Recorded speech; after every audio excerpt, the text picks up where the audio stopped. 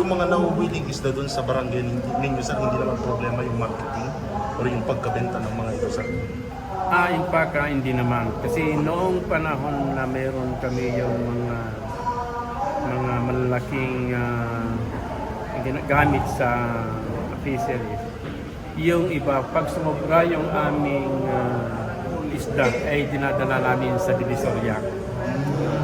Kasi meron yung mga truck na ginagamit natin o hinahayran natin na nagdadala ng mga isda doon sa Divisoria ng Maynila.